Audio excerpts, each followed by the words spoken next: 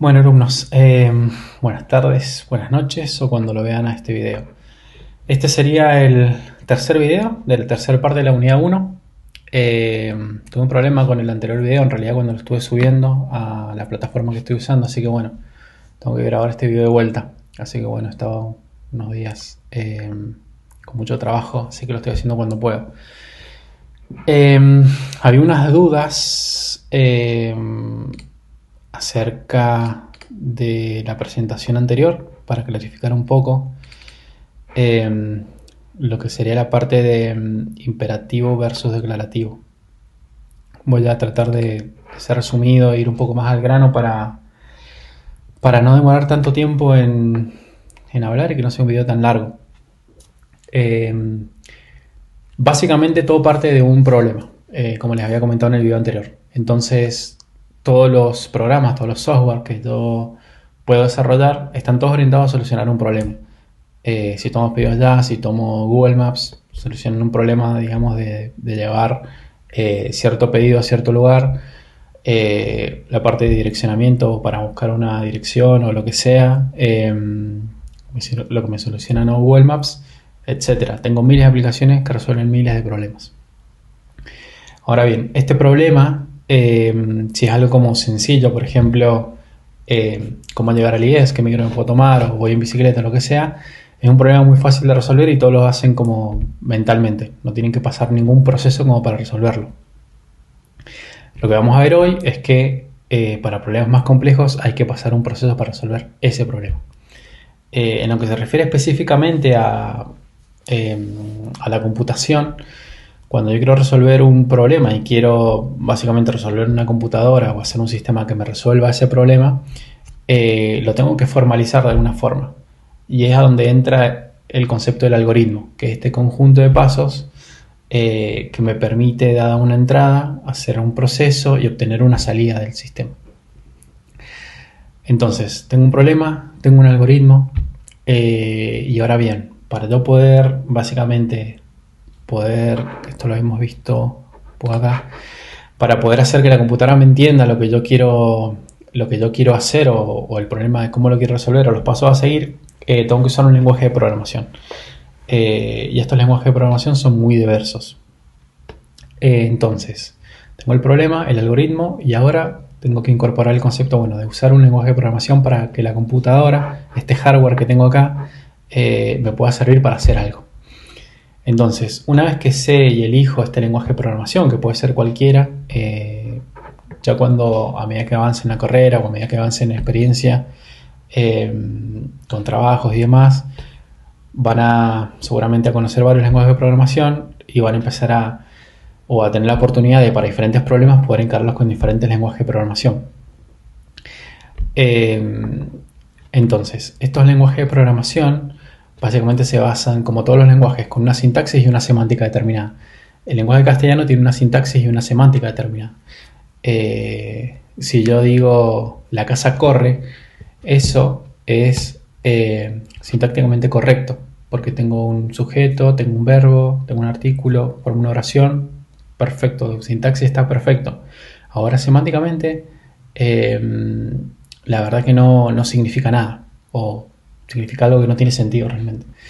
Entonces, yo puedo tener un lenguaje de programación donde la sintaxis todavía tiene que cumplir las dos cosas, que la sintaxis y la semántica sean correctas. Entonces, el ejemplo un poco que hemos visto había sido de este problema a resolver, que es, dado un conjunto de números, quiero que me digas cuáles son los pares. Si yo les digo, tengo el número 1, el 2, el 3, el 4, el 5 y el 6, díganme cuáles son los pares. Ustedes mentalmente ya resolvieron ese problema. Van a decir, sí, el 2, el 4, el 6. Ahora, ¿cómo hago que la computadora resuelva ese problema? Bien, uso básicamente un lenguaje de programación. Ahora bien, el usar este lenguaje de programación, todos los lenguajes de programación tienen sus reglas, esta sintaxis y esta semántica que yo tengo que seguir. Entonces, estoy acotado en este mundo, tengo que seguir estas reglas. No puedo escribir básicamente lo que se me dé la gana, tengo que respetar las reglas de este lenguaje. Nosotros en la materia, en las próximas semanas, vamos a ver un pseudo lenguaje, donde vamos a tener una sintaxis y una semántica determinada, donde vamos a tener reglas acotadas y vamos a tener que Todos los prácticos y todo lo que vamos a resolver, bueno, cuando sean los parciales y demás, los vamos a tener que resolver con esta sintaxis, esta semántica de este pseudo lenguaje que yo voy a poner cuáles son las reglas. Entonces van a tener que jugar dentro de estas reglas. El que se salga de estas reglas, claramente lo que va a hacer va a estar mal, digamos. ¿Por qué? Porque pasa también en el mundo real con un lenguaje de programación real, por así decirlo, a donde si yo me invento una sintaxis y una semántica, no significa nada. Como el lenguaje castellano, si yo me invento una sintaxis y una semántica, nadie me va a entender. Por eso es tan importante seguir las reglas de este pseudo lenguaje. Entonces, este lenguaje o estos lenguajes de programación ya vimos que se componen van a tener, digamos, componentes sintácticos y semánticos que seguir. Hay una notación muy conocida que es BNF, que tal vez la vean en alguna materia, para poder entender estas reglas que yo tengo que seguir. No las vamos a ver en la materia, pero bueno, por ahí en alguna materia tal vez las mencionan o la ven. Pero bueno, volviendo al caso imperativo y declarativo ahora. Una vez que estamos entendiendo este lenguaje de programación, yo puedo generar un código que interpreta o un código basado en un algoritmo que resuelve un problema de básicamente varias formas, o dos formas, o las que vamos a ver ahora en la materia, que es imperativo y declarativo. Y es la forma en la que yo programo, que no quiere decir que esté bien una y que esté mal la otra, o que una sea mejor o que otra sea peor.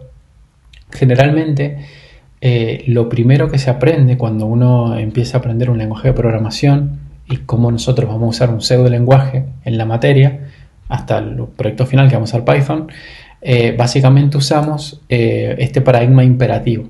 ¿Por qué? Porque es el más fácil de entender y es el que más fácil de incorporar y el que ya estamos acostumbrados, que es este, digamos, paso por paso.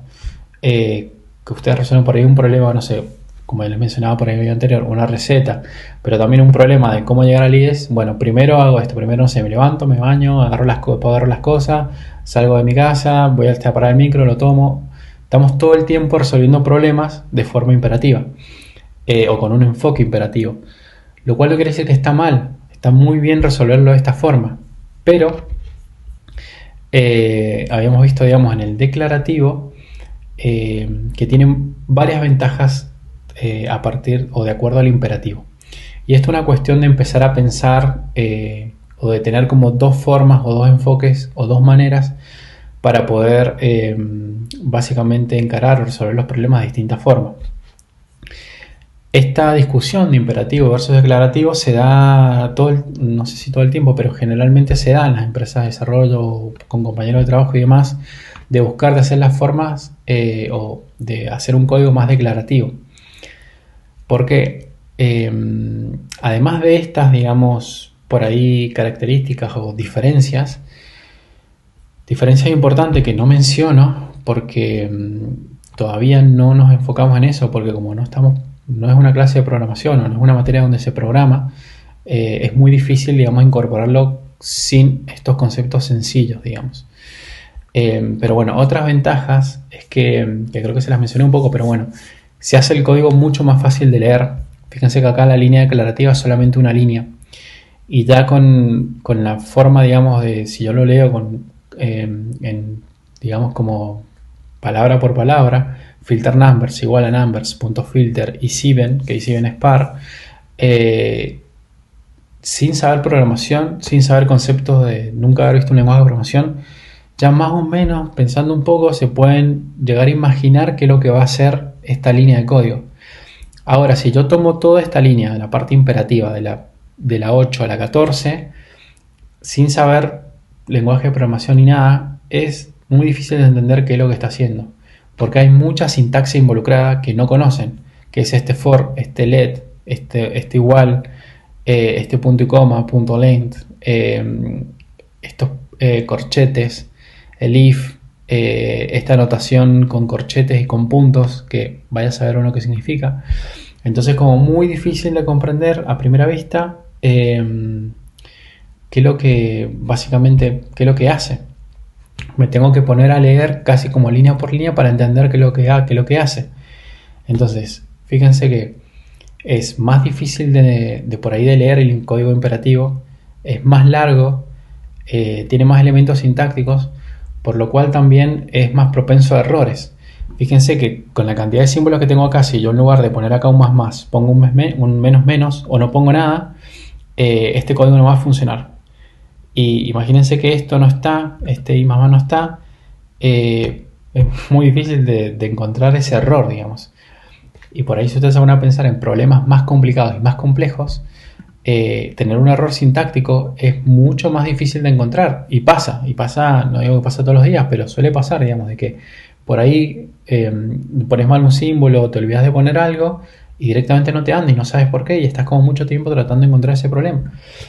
Había una parte en la parte del ciclo de vida del sistema donde dijimos, bueno, hay una fase que es de prueba, que es donde encontrar estos errores. Bueno, encontrar estos errores de un comportamiento inesperado que está haciendo el sistema es muy complicado y es muy difícil.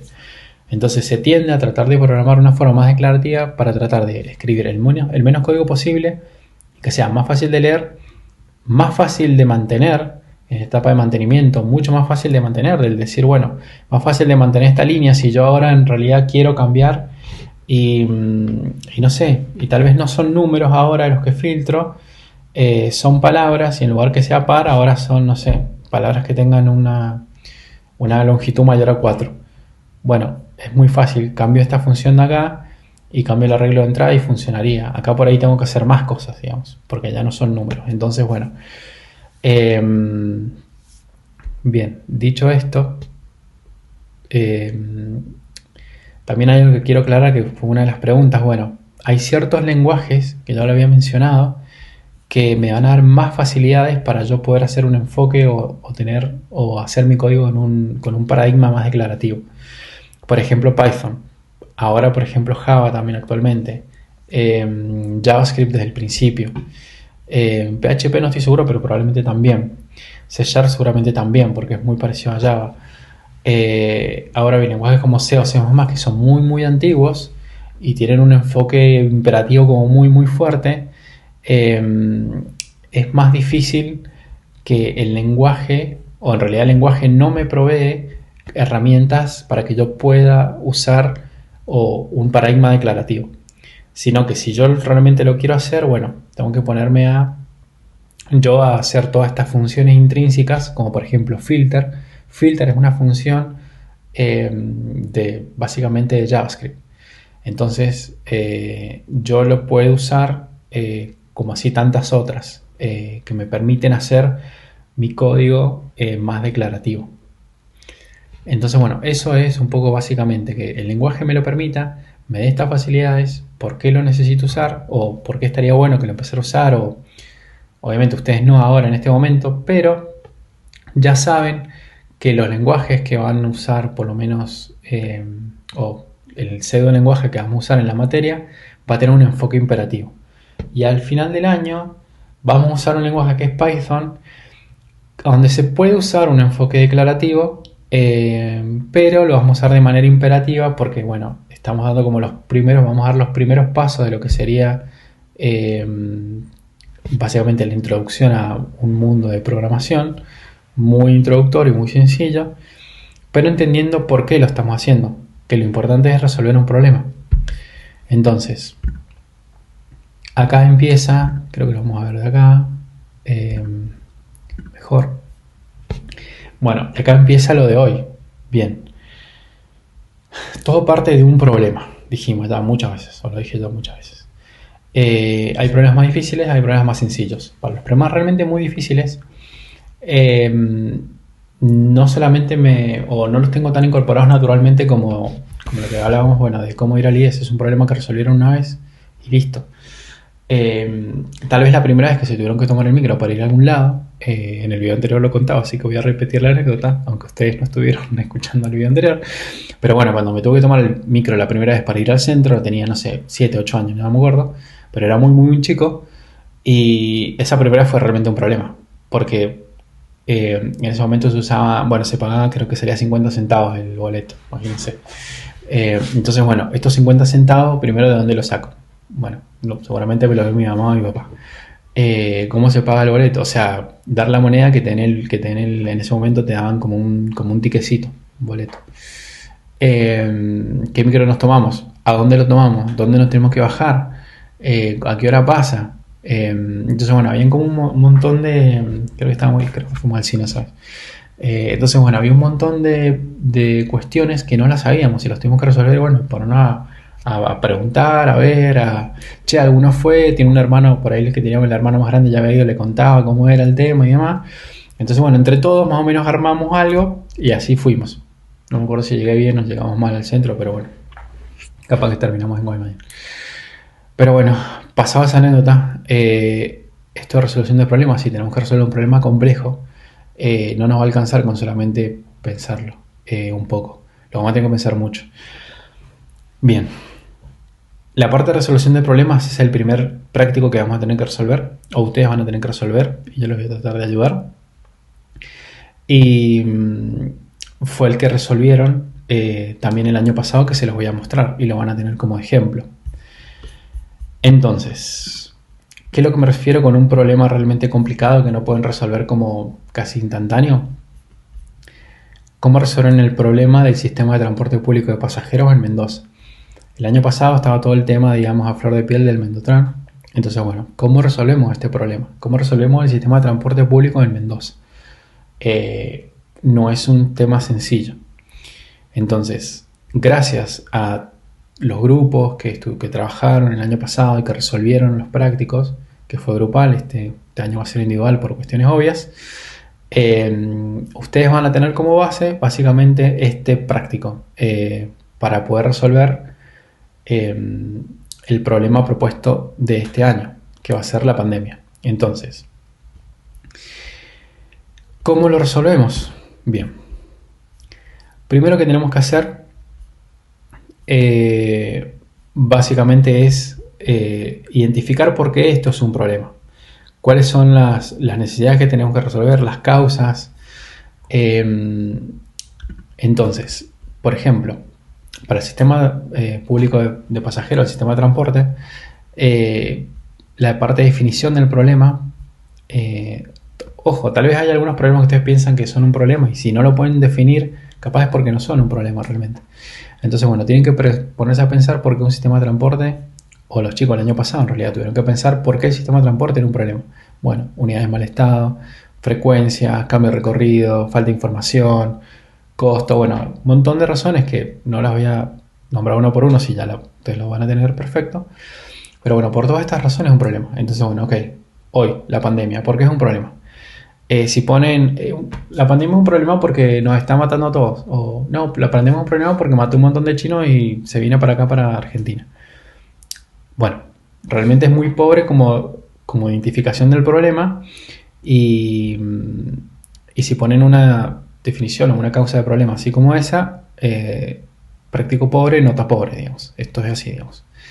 Entonces, pónganse a pensar por qué la pandemia es un problema y el enfoque o el alcance que tiene es muy fácil, es a nivel, digamos, de Argentina y de país. ¿Por qué para nosotros es un problema? Si lo quieren pensar más acotado, ¿por qué para Mendoza es un problema? Pero bueno, generalmente todas las provincias, poco más o poco menos, estamos todas en el mismo estado. Por ahí más fuerte capital, digamos, tiene más recursos, pero bueno. Entonces, una vez que identifique el problema, ¿por qué esto es un problema? Necesito saber, ok, ya sé por qué es un problema o ya tengo un entendimiento mejor o ya me puse a pensar por qué esto es un problema para nosotros o por qué es un problema para Argentina. Y la forma de que yo lo veo, de que ustedes tienen que pensar es, bueno, los chicos el año pasado se tuvieron que poner tal vez en la cabeza de las personas encargadas por ejemplo, del Ministerio de Transporte, de pensar, bueno, ¿cómo salió el Mendotran? Bueno, claramente porque había un problema. O sea, la solución final fue el Mendotran. Pero bueno, hay un montón de cuestiones antes que hay que pensar. Nosotros hoy en esta primera actividad, es la primera parte de la actividad, por lo cual vamos a ver la mitad. No vamos a alcanzar a llegar a la resolución del problema. Vamos a llegar a la parte de entendimiento del problema. La semana que viene voy a dar la segunda parte de la actividad donde vamos a entender, bueno, ok, cómo vamos a resolver este problema. Y cada uno lo va a resolver de forma distinta o por ahí muy parecida. Entonces, o con algunas cuestiones parecidas. Una vez que tengo un poco mejor entendimiento del problema, necesito recopilar información. Y si ustedes se ponen a pensar en la parte del ciclo de vida del sistema, lo que vimos en el segundo video, básicamente teníamos parte en ese ciclo de vida. La primera es el análisis, que es donde nosotros hacemos esto, que es, ok, necesitamos recopilar información para poder tener un entendimiento profundo del problema. Y este recopilar información contesta o debe contestar básicamente dos preguntas, que son muy fáciles. Una es el qué y el otro es el cómo. Entonces es qué información necesito y la segunda es, ok, ¿cómo obtengo esa información? Es totalmente distinto, o sea, es muy distinta las preguntas, el qué y el cómo. Por ejemplo, para un sistema de transporte, ¿qué necesito yo para poder tomar las mejores decisiones? Entonces ustedes pónganse a pensar en su trabajo práctico, el ministro de salud, el presidente y vaya a saber quién es un montón más. Bueno, ¿qué información necesitamos para poder saber qué medidas o qué políticas podemos llegar a tomar en frente a esta pandemia? Bueno, ¿qué información necesitan? Por ejemplo, los chicos el año pasado pensaron y dijeron, ok, ¿qué información necesitan? Bueno, informe de las empresas, donde necesitamos el estado de las unidades y demás. Frecuencias, qué sé yo, estadísticas, encuestas y demás. Entonces, una cosa es qué necesitas y otra, ok, entonces ¿cómo la obtengo? Bien. Entonces pusieron, por ejemplo, modelos de encuestas. Estas son las encuestas. En el informe, bueno, en los informes de las empresas necesito que me salga esto, qué unidades, equipamiento, los recorridos, etc. A los choferes le voy a preguntar, por ejemplo, no sé, cuánto es la duración del turno, los problemas que ve el chofer, que por ahí es importante, los horarios y demás. Y a los pasajeros les voy a preguntar otro montón de cosas. Y además de todo eso, iban a hacer tres cosas que era bastante interesante. Instaurar o poner un centro de quejas y propuestas, crear una aplicación web y una aplicación móvil para recolectar quejas y propuestas y recibir quejas y propuestas a través de redes sociales. Entonces, es como que abren tres canales de comunicación, si se ponen a pensar. Uno presencial, otro por la web, otro casi móvil y el otro a través de, digamos, una aplicación web. O a través de redes sociales, digamos. Entonces, ellos abren o tratan de abrir como todos los canales de comunicación para poder recibir la mayor cantidad de información posible. Entonces, ya tengo definido el problema, ya sé qué información necesito. Ahora es momento de empezar a pensar un poco, ok, ¿cuáles pueden ser las posibles soluciones? Y hay dos técnicas que vamos a ver, que son relativamente sencillas. Creo que Tormenta de Ideas la han visto en alguna materia alguna vez en la secundaria, pero bueno. Tormenta de Ideas es básicamente eso. Espontáneamente se va aportando ideas para resolver el problema. En Tormenta de Ideas la base es no pensar, casi. De alguna forma ok, ¿cómo resuelvo yo este problema? Y la primera idea que se me ocurre es anotarla. Sin importar si tiene sentido o no tiene sentido, o si tengo los recursos o no tengo los recursos. ¿Cuál es la base de Tormenta de Ideas? Es que los recursos son ilimitados y el tiempo es ilimitado. ¿Qué quiero decir con esto? Por ejemplo, en Tormenta de Ideas, para lo que sería el sistema de transporte público de pasajeros, el año pasado tal vez a alguno de los chicos se le ocurrió de poner choferes privados para, por ejemplo, para todas las personas que necesiten transportarse, o poner Uber privado, o dar un crédito en Uber por mes mensual a todos los estudiantes para que se puedan ir a los colegios o a los institutos o a las universidades. Y así no importa qué tan loca sea la idea o qué tan irreal sea, entre comillas, sino lo importante es generar ideas. Entonces, lo ideal sería que fueran un poco ideas un poco más reales o más bajadas, porque esas ideas me van a ayudar a generar ideas más concretas. Entonces, por ahí obviamente no puedo poner un Uber para cada uno, pero tal vez podría decir que, no sé, en lugar de tener micros, podría tener un sistema basado en, esto por ahí va tipo anécdota o no. En San Francisco hay un sistema de transporte que todavía lo usan, digamos, como turismo, pero bueno, un sistema de transporte donde era básicamente por rieles, que se llama Cable Car. Pues si quieren lo pueden buscar. Que lo que hacía básicamente un sistema de poleas con cuerdas donde iban moviendo el transporte y era como súper barato y súper óptimo. Y estaba como, no sé si en toda la ciudad, pero varias partes de la ciudad estaba, obviamente ya lo han sacado en todos lados, ha quedado en algunos lugares como como turismo nada más.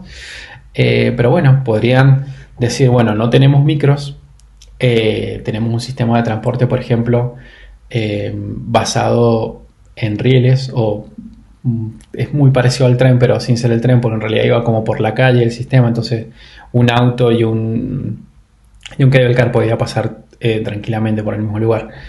Entonces era un sistema como barato, era un sistema ecológico, es un sistema ecológico, entonces bueno, tenían un montón de ventajas muy buenas.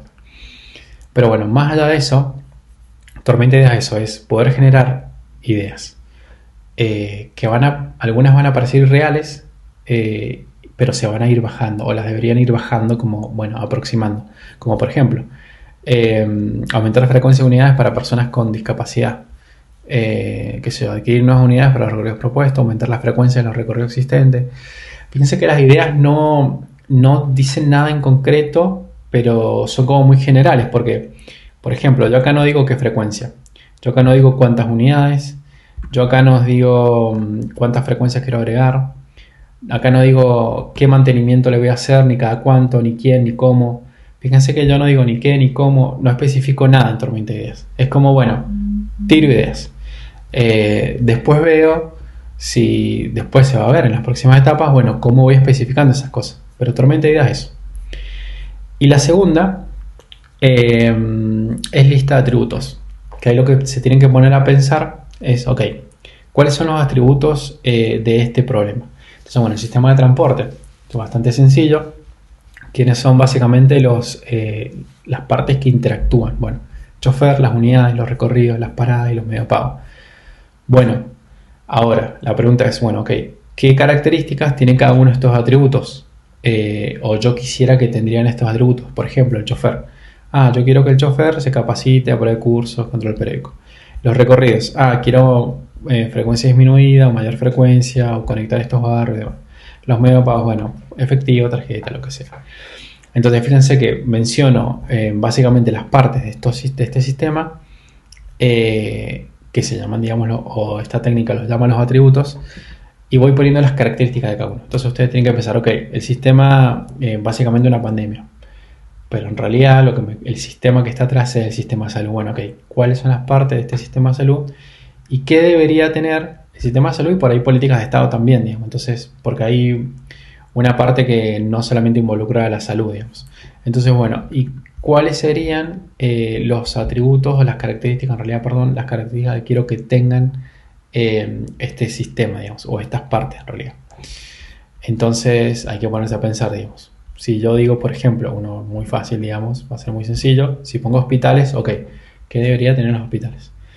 Y de ahí pueden escalar a miles y miles de cosas, digamos, o varias cosas, digamos. Lo bueno, o por ahí no sé si bueno, pero bueno, de estar viviéndolo es que tiene muchísima información. No quiere decir que el trabajo práctico tenga que poner exactamente las cosas que cómo se están haciendo, digamos, en Argentina. Por ahí hay algunas cosas que ustedes pueden estar de acuerdo y otras cosas que no, o otras cosas que se les ocurren y otras cosas que no. Hay otras cosas que han hecho otros países y no las han hecho y no se han hecho en Argentina. O que se hicieron en China al principio y después se cambiaron. Entonces hay como un montón de información o un montón de cosas que se han hecho que los puede ayudar para inspirarse a poder resolver este práctico. Entonces van a tener, básicamente, ¿cómo resolver este práctico? Bueno, gracias a este video, gracias al trabajo práctico y al esfuerzo que hicieron los alumnos el año pasado, ustedes tienen este trabajo práctico 1 resuelto. Van a tener la presentación y además van a tener, como siempre, el material teórico que se explaya un poco más en detalle de lo que yo he mencionado. Entonces, el tiempo, sí, claro, siempre es limitado, pero bueno, en su caso, iba a ser hasta el miércoles que viene, pero bueno, dadas las circunstancias, este problema de subir el video, ya lo extendí, y si ustedes van a la plataforma del IES, va a estar disponible hasta el viernes a las 23:59 de la semana que viene. Entonces tienen 7 días para poder resolver el práctico. Además he creado un foro donde pueden ir haciendo preguntas. Por ahí es mucho más útil que hagan preguntas en el foro, porque hay otros alumnos o compañeros de ustedes que tal vez tienen las mismas preguntas. Entonces, bueno, respondiéndole a uno, por ahí le respondo la duda a otros. Pero bueno, obviamente, sí, lo pueden mandar por mail, WhatsApp, Telegram, Instagram, lo que ustedes quieran, Dios. Ahí no tienen problema. Dicho esto, sé que han estado o pueden llegar a tener un poco de problemas con el aula virtual, lo cual anda muy muy mal. Entonces, lo que hice, que se los voy a mandar en un mail, obviamente, he creado esta carpeta en Google Drive. Si no han hecho, o si no han usado, perdón, nunca Google Drive, bueno, va a ser un momento en el que lo van a poder empezar a usar.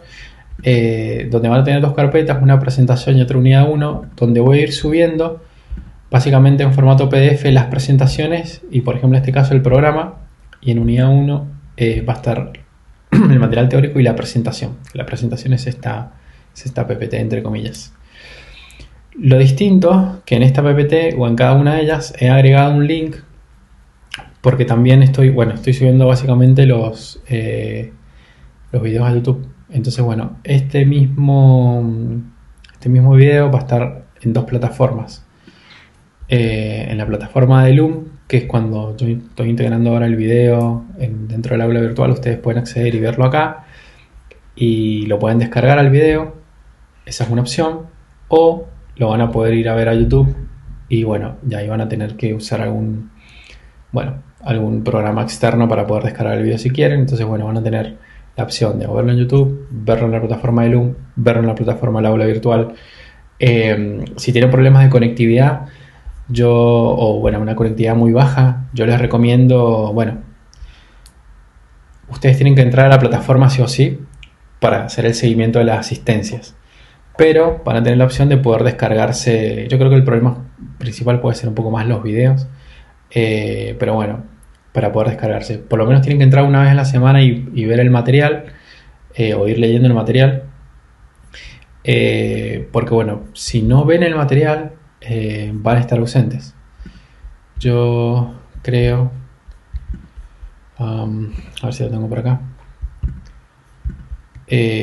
cuál es el seguimiento que hago básicamente, para ser totalmente transparente. Esto me lo descargué hace una hora aproximadamente. Entonces, bueno, yo voy viendo quiénes fueron las personas que fueron viendo básicamente el material, y de acuerdo a esto armo la asistencia. Hay unos que no interactúan nunca, bueno, tendrán noción de la semana pasada y esta, y hay unos que han interactuado realmente muy poco. Van a tener presente seguramente esta semana, pero ¿cuál es el problema que van a empezar a tener? Es que se les va a ir acumulando y todas las semanas van a tener presentaciones y todas las semanas van a tener videos, y todas las semanas ahora van a tener actividad, como casi todas las semanas. Entonces, bueno, si no resuelven las actividades y si no se ponen al día, se van a empezar a atrasar y van a empezar a tener ausentes, aunque esa semana hayan estado viendo cosas en la plataforma. Por ejemplo, si esta semana esta persona, que bueno, no importa quién es, hubiese visto el programa y la presentación, en el supuesto caso, hubiese estado ausente igual, porque en realidad esta semana lo que ustedes tendrían que haber visto es la unidad 1, la parte 1 y la parte 2. Entonces, bueno, y la parte 3. Entonces, bueno, en base a eso es la asistencia. Si tienen dudas con la asistencia y los ausentes y demás, yo estaba mandando mails a los ausentes principalmente, en realidad, no a los asistentes, entonces a los que están, digamos, presentes. Así que si no les ha llegado el mail, esténse tranquilos, pero si no, yo les voy a estar avisando quiénes van a estar ausentes en la semana, porque yo generalmente es hasta el viernes, hasta el día de hoy a las 23:59 supuestamente, pero bueno, yo paso la asistencia el sábado al mediodía. Entonces, bueno, hasta el sábado al mediodía tienen como ahí tiempo para poder leer y ver el material. Si no ven y leen el material, bueno, tendrán un ausente. Así que bueno, eso es todo. De vuelta, si tienen dudas, preguntas, el foro es como tendría que ser el primer lugar. Y de última, avísenme, digamos, que escribieron por el foro, lo que sea, y no tengo problema en responder los mensajes y demás. Eso sería todo.